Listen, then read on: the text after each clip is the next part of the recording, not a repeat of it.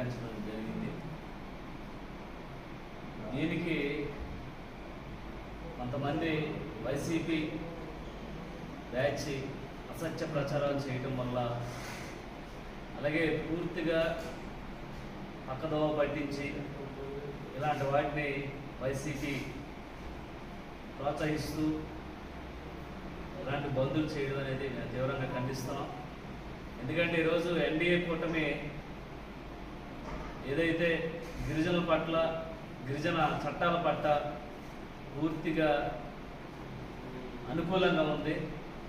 ఈరోజు గిరిజన ప్రాంతాలని అభివృద్ధి చేయాలి, అలాగే ఇక్కడ ఉన్నటువంటి మౌలిక సదుపాయాలు అభివృద్ధి చెందాలి అని గిరిజన ప్రాంతాలపై ఎక్కువ మక్కువతో ఈరోజు చంద్రబాబు నాయుడు గారు కానీ, పవన్ కళ్యాణ్ గారు కానీ, అలాగే మోదీ గారు కానీ ఉన్నారు. అలాగే ఈరోజు అభివృద్ధి చెందాలంటే కేవలం మనం ఈరోజు ఇచ్చేటువంటి ప్రోత్సాహాలే ఈరోజు గిరిజనులకి అవసరమని చంద్రబాబు నాయుడు గారు తెలియజేయడం జరిగింది. అలాగే జియో నెంబర్ 3 గురించి ఏదైతే మేము అసెంబ్లీలో ఆయన మాట్లాడటం, లేక దానికి సంబంధించినటువంటి జియో నెంబర్ 3 గురించి మాట్లాడినటువంటి మొట్టమొదటి పార్టీ ఎన్డీఏ కూటమి పార్టీ. ఎందుకంటే ఎన్నికల్లో కూడా ఈ జియో నెంబర్ 3 గురించి హామీ ఇవ్వడం జరిగింది చంద్రబాబు నాయుడు గారు. అలాగే గత ప్రభుత్వాల వైఫల్యాల వల్ల ఈ జియో నెంబర్ 3ని రద్దు చేయడం, దాన్ని మళ్ళీ అమలు చేయాలని ఈరోజు ఎన్డీఏ కూటమి పూర్తిగా శ్రమిస్తుంది. అలాగే 170 యాక్ట్ని ఎక్కడా కూడా తూట్లు పడవకోకుండా దాన్ని పూర్తిగా అమలు చేయాలని ఈరోజు పిఎస్ఆర్ గ్రామ సభలు నిర్వహించేది ఏకైక పార్టీ ఎన్డీఏ కూటమి పార్టీ అని నేను గర్వంగా చెప్పుకుంటున్నాను.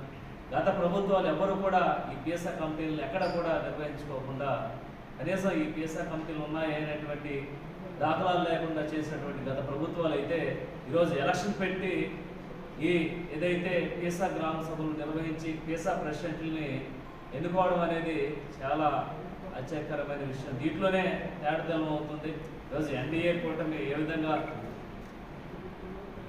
గిరిజనుల పట్ల, గిరిజన చట్టాల పట్ల ఎంత మంచిగా చర్యలు తీసుకుంటుందో మనం అంతా కూడా అర్థం చేసుకోవచ్చు. కానీ ఏదో చిన్న విషయాన్ని తీసుకొని ఈరోజు ఈ విధంగా బంధులు చేయటం అనేది చాలా దురదృష్టకరం. మేము ఎందుకంటే వైసీపీ కొంతమంది ఓట్లు వీళ్ళు ఈ విధంగా చెడు ప్రచారం చేయడం వల్ల ఈ విధంగా బంద్ చేయడం జరుగుతుంది. దీన్ని మేము తీవ్రంగా ఖండిస్తున్నాం.